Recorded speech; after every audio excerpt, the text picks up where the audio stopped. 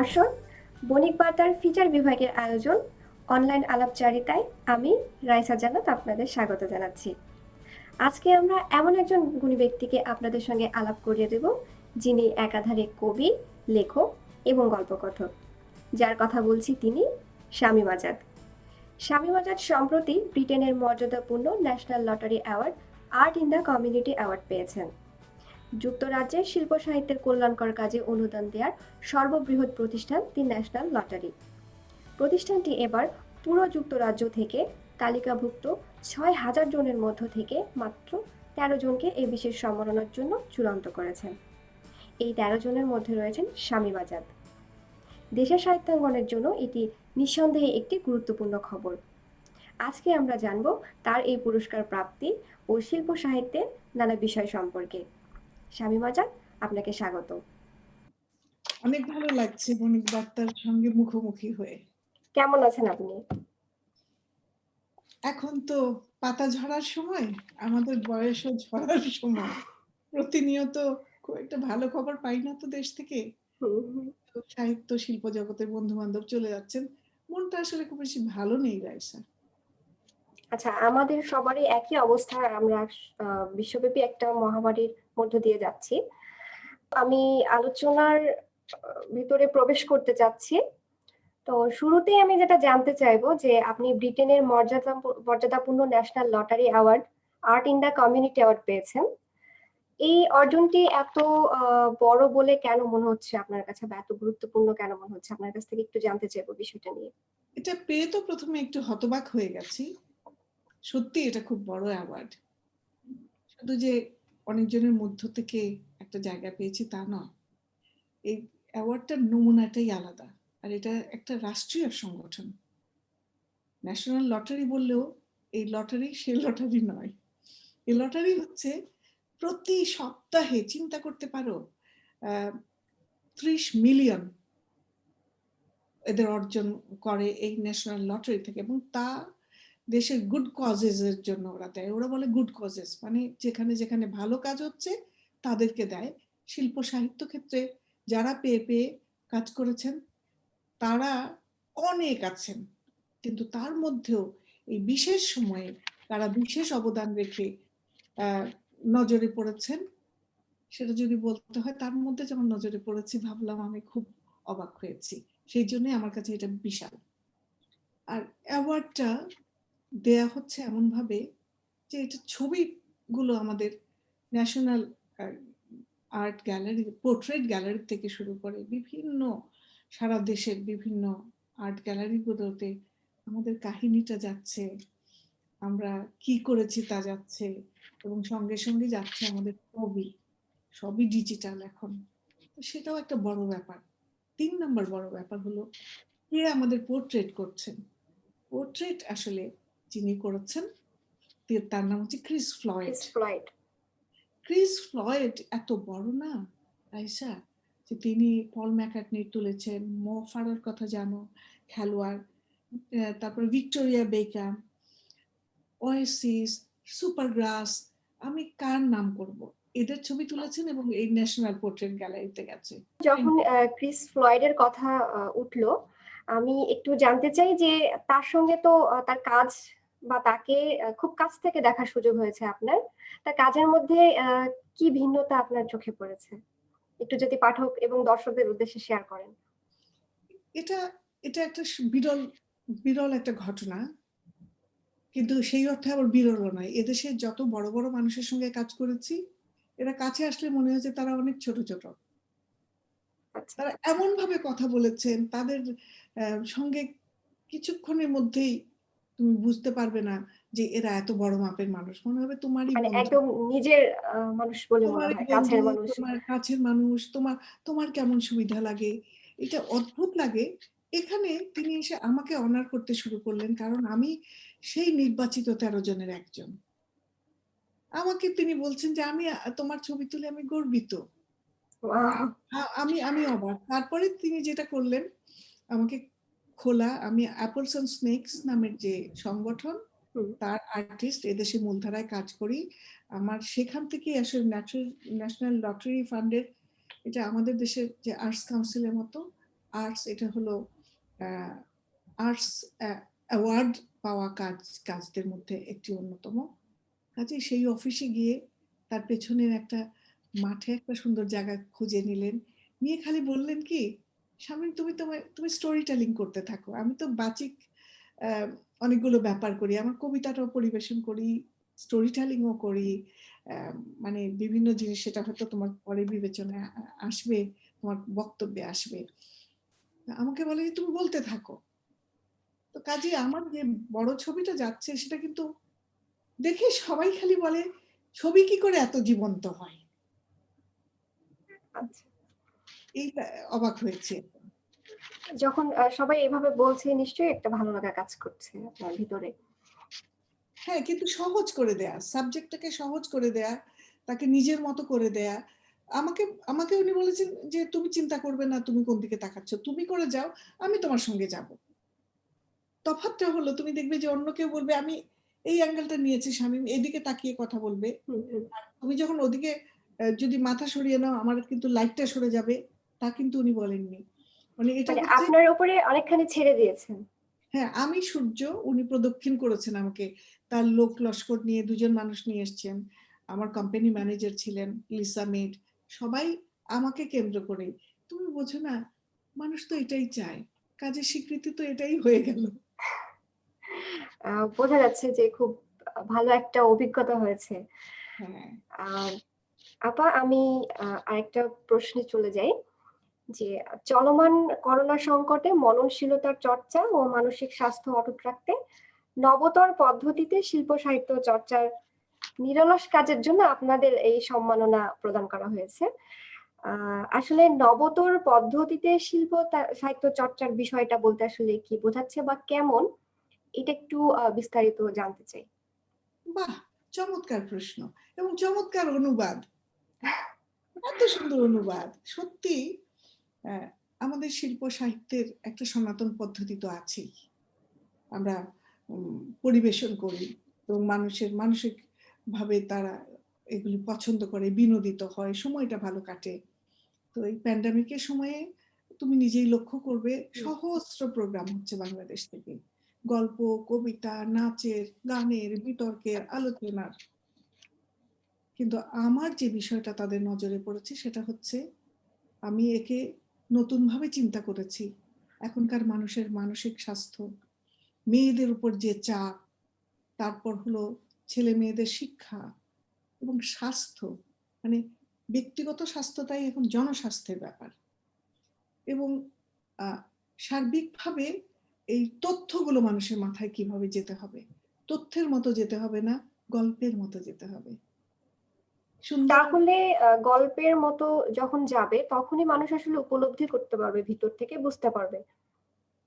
তো এই ব্যাপারগুলোকে আমার মনে হয়েছে যে সাহিত্য কিন্তু এই জীবনের বিষয়গুলোকে নিয়ে কেবলমাত্র বিনোদনের জন্য থাকলে থাকলে আমাদের আমাদেরকে একটা জায়গায় নিতে পারবে না। তো সাহিত্য, শিল্প, কবিতা, এগুলোই তো আমার জগৎ। এগুলোর ভেতরে আমার ধারণা যে এই যে সমাজ সচেতনতা, তারপর আম আমার মনে হয় আত্মজিজ্ঞাসা, আত্মচেতনা, পারিবারিক বোধ, এরই মধ্যে জ্ঞানটাকে উস্কে রাখা, এরই মধ্যে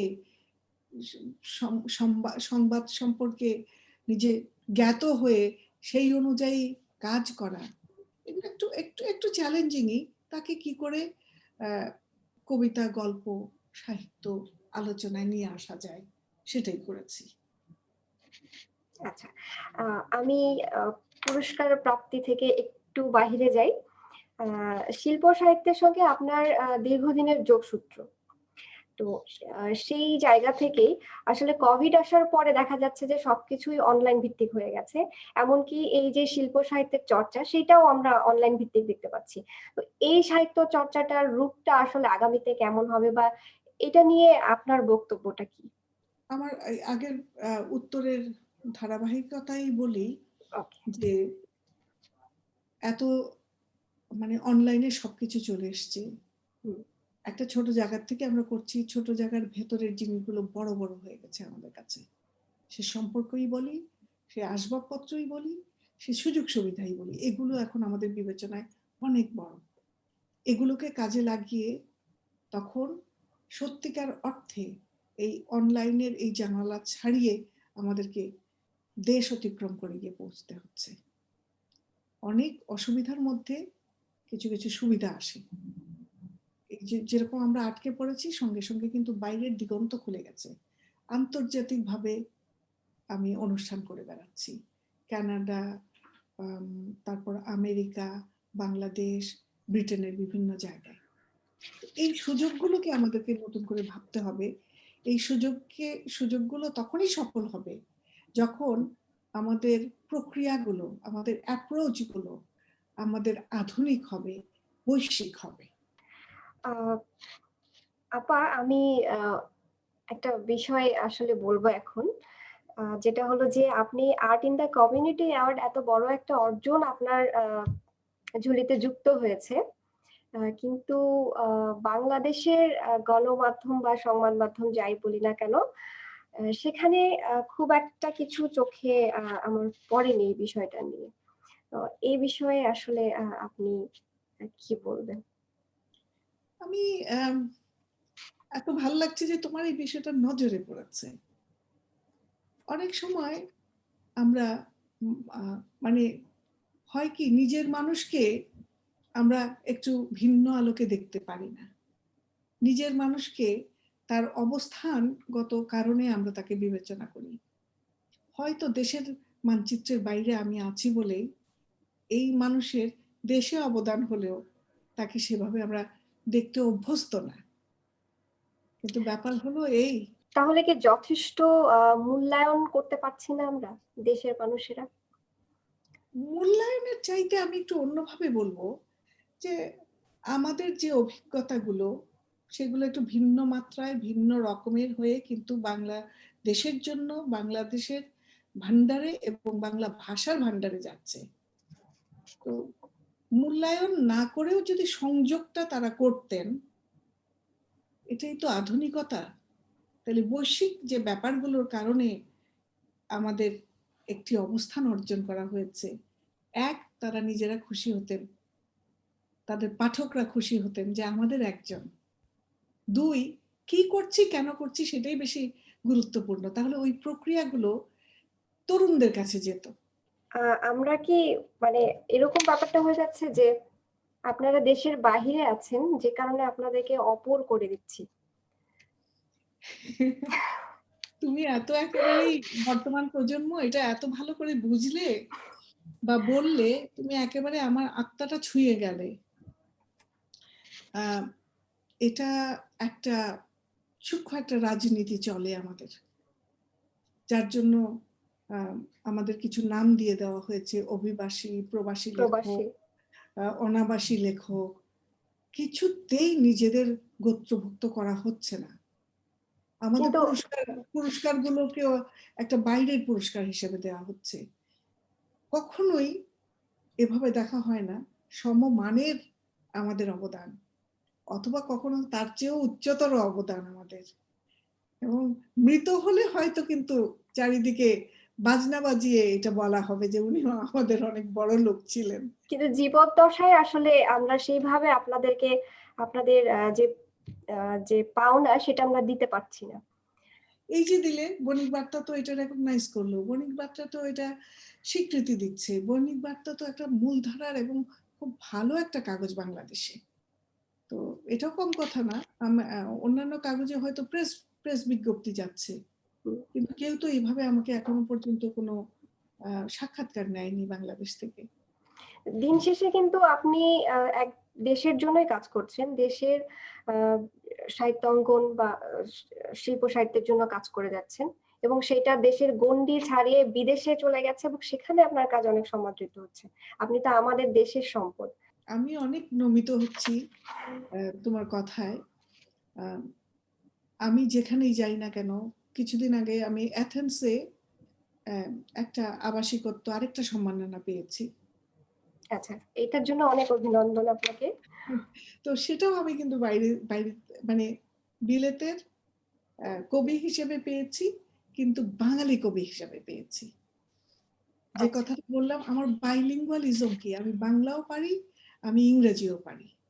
এবং আমি যখন সেখানে গেছি, ওখানে তো আমি আমার দেশের শিল্প সাহিত্য নিয়ে জি, কাজগুলো তুলে জি। ধরেছি, বক্তৃতাগুলো তো বলেছি। আমার নিজের কাজই তো, মূলত তো আমি বাংলাদেশের মানুষ এবং আমি তো বাঙালি কবি। ওখানে ওরা বারবার লিখেছে ব্রিটিশ বাংলাদেশি পোয়েটস। তো এটা আমার জন্য অনেক গৌরবের। তো যেখানেই যাই না কেন, যে সাজই পড়ি না কেন, আমি তো বাংলাদেশি। বাঙালি, বাংলাদেশী। এই ধারাবাহিকতায় আপা আমি আরেকটা প্রশ্ন করব যে শিল্প সাহিত্যে নারীর অংশগ্রহণ বা তাদের অংশগ্রহণ, তাদের প্রতিভা, তাদের সাহিত্য চর্চাকে আসলে আমাদের সোসাইটিতে মানে কতটুকু মূল্যায়ন করা হয়? আপনার দৃষ্টিভঙ্গি থেকে যদি আপনি একটু ব্যাখ্যা করেন বিষয়টা, আপনার কি মনে হয়? আমাদের বড় বিভাজনের সংস্কৃতি। একটু আগে বললে, কেউ প্রবাসী, কেউ অনাবাসী, কেউ বৃদ্ধ, কেউ যুবা, কেউ নারী, কেউ আনাড়ি।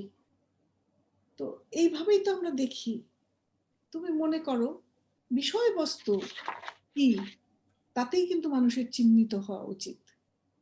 সব নামগুলি মুছে মুছে দাও, ফরিদুন্নেসা, নাদিরা বেগম ইত্যাদি বলে সবগুলি কবিতা যদি তুমি পেস্ট করো একটা জায়গায়, যদি জুড়ে দাও পুরুষ কবি, কেউ কি বলতে পারবে নারী কবির লেখা বা পুরুষের লেখা? যদি না সেটা সেখানে তার ফার্স্ট পার্সনের মানে প্রথম পুরুষে লেখা হয় যে আমি সন্তানকে যখন দুগ্ধ দিলাম, এছাড়া তো আর চিনবারই উপায় নাই। তাহলে কেন? সবই তো একই সাহিত্য, সবই তো একই মর্যাদায় অভিষিক্ত হবার কথা। এই বিভাজনের কারণটা হচ্ছে আমাদের প্রশিক্ষণ, আমাদের শিক্ষার অভাব। অনেক বড় একটা কথা আছে যে কেউ একা কখনো বড় হতে পারে না, যূথবদ্ধ হয়ে বড় হয়ে উঠলেই তুমি যেমন শক্তিশালী হবে, তেমনি তার মধ্যে বর্ণাঢ্যতা এসে ধরা পড়বে। কিন্তু একা অন্যকে দেব না। আমার কি মনে হয়, একটা গল্প বলি তোমাকে। অবশ্যই। গল্পটা হচ্ছে আমাদেরকে নিয়ে আমার বলা। আসলে তো সেই অর্থে আমরা খুব দরিদ্র জনগোষ্ঠীর প্রতিনিধি, আমাদের অর্থবিত্ত ইত্যাদি থাকে কম। আমি বলবো একটা সময় আমাদের দেশে পয়সার নাম ছিল 4 আনা, 2 আনা, 8 আনা, এগুলো তোমরা শুনেছো। তো আমাদের আছেই 4 আনা, এই 4 আনা নিয়ে আমরা বার হই। বার হয়ে মনে হয় মুডটা খুলবই না, কাউকে দিব না, আমার 4 আনা যদি কেউ নিয়ে যায়, এটা আমারই থাকুক। যখন এই মানুষটি বোঝে যে এই 4 আনার থেকে যদি আমি 1 আনা ওকে দিতাম, আরো 2 আনা ফেরত আসতো, আরো 1 আনা যদি আরেকজনকে দিতাম, এখানে তো 3 আনা আসতো, আরো দুজনকে যদি দিতাম, আমার এটা অনেক ভরে যেত। এটা কিন্তু একসময় মনে বুঝে, তখন দেখে মুডটা খুলে দেখে সেই 4 আনা অচল।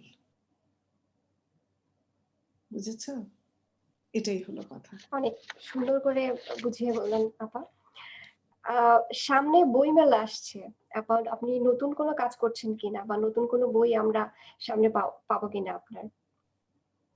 বই অনেকগুলো নিয়েই কাজ করছি, কিন্তু আচ্ছা। সামনে বইমেলায় এখন এই প্যান্ডামিকের কালে কি করে একেবারে হাতে ধরার বইগুলো যাবে বা হবে, সেটা নিয়ে আমরা যেমন ভাবছি, আমাদের প্রকাশকরাও ভাবছেন। তো বই আসলে এমনি গ্রন্থ 2খানা বা 3খানা হতেই পারে, সেরকম লেখা হয়ে গেছে। বুঝতে পারছি না যে ওটারও কিন্তু নবতর একটা প্রক্রিয়ার মাধ্যমে যেতে হবে। আগের মতো ওইভাবে গ্রন্থ হুম বার হুম হতে হবে হুম। না। এই যার জন্য তুমি এত জায়গায় এনে আমাকে দিলে, এবারে আমার লেখা ধরো ই বুকে অনেক যাচ্ছে, আচ্ছা। অডিও করার জন্য অনেক অনুরোধ পাচ্ছি, এবং তার মধ্যে তোমার মতো তরুণীরা কাজ করছে, প্রতিনিয়ত ফোন করে বলছে যে আপা ওই বইটা আমরা করতে চাই। ওরা পাঠ করে এটাকে দিয়ে দিচ্ছে, এবং সেই জন্য তারা আবার চলিষ্ণ নামে একটা সংগঠন আছে, ওরা আমার লেখাগুলো টাইপ করছে, দেশে এগুলি কাজ হচ্ছে। তো এই কাজগুলো আসলে প্রযুক্তি নির্ভর, আধুনিক এবং মনোগ্রাহী, এবং আমার মনে হয় এগুলি যথাযথ, কথায় বলে না, লাক্সই প্রযুক্তি প্রযুক্তি শিল্প সাহিত্য নিয়েও এই যে লাক্সারি প্রযুক্তির জন্যই কিন্তু আমি এই পুরস্কারটা পেলাম। আগের মতো অ্যাপ্রোচ নয়। ঠিক ঠিক একইভাবে আমাদের যে গ্রন্থমেলা আসছে, আমাদের লাক্সারি প্রযুক্তি পার করতে হবে। কারণ হয়তো এটা ডিজিটালি হবে, হয়তো ছোট ছোট জায়গায় কয়েকটা আলোচনা সভা হবে সামাজিক দূরত্ব মেনে, এবং সেইগুলো এমন তুখর হতে হবে, সেগুলো আবার বাইরে প্রচারিত হতে হবে। সঙ্গে যেন আবার ইংরেজি থাকে, তাইলে বাইরের মানুষও জানবে আমাদের যে এত বড় 21-এর বইমেলা। এটা তো বহির্বিশ্বের জন্য একটা বিশাল সংবাদ না? অবশ্যই। আপা, আপনি আপনার কবিতা আসলে অনেক জনপ্রিয় এবং অনেকেই পছন্দ করেন এবং বেশ সমাদৃত। আমরা চাইবো যে আজকের এই অনুষ্ঠানে আপনি যদি আপনার পছন্দের একটি কবিতা পাঠ করে আমাদেরকে শোনান। বহুদূর থেকে, বিদর্ভ নগর থেকে কবিতা পড়ি তোমার জন্য। আমি বই নিয়ে এসেছি এখানে। অনেক ধন্যবাদ। আমার আর তোমার আলোচনার মধ্যে যে জিনিসটা তুমি দেখবে যে 30 বছর ধরে আমি দেশের বাইরে আছি, কিন্তু আমার কবিতাটা কি? অনেক রকমের কবিতা আছে, কবিতার নাম হচ্ছে গরম জামা। নদী ও নক্ষত্র পেঁচিয়ে পাথর কাটিতে উন্মাদের মতো উল বুনে চলেছি, উল বুনে চলেছি, উল বুনে চলেছি। নখ থেকে নকশা উঠে আসছে নতুন নতুন, স্তবকে স্তবকে পড়ে যাচ্ছে শেয়ার বাজার, মন পোড়া নদী, টিপাই মুখ, শৈশবের ফেনী ও ফণিকাকা, জয়দা জামালপুর, পাড় ভাঙা মনু নদীর মাটি ও সজিনার ঘ্রাণ। পুগল মাছের মতো ঘাই মেরে উঠছে ফ্যাশন হাউস, মেকআপ ও মসজিদ, হাই রাইজ অ্যাপার্টমেন্ট সহ বাতিল যোগ্য বর্জ্যময় ঢাকা। আমি ঘর তুলছি তুলাদণ্ডে মেপে, আমি ঘর ফেলছি ফুটো ও ফাঙ্গাস দেখে, knit and purl, knit and purl, knit and pearl.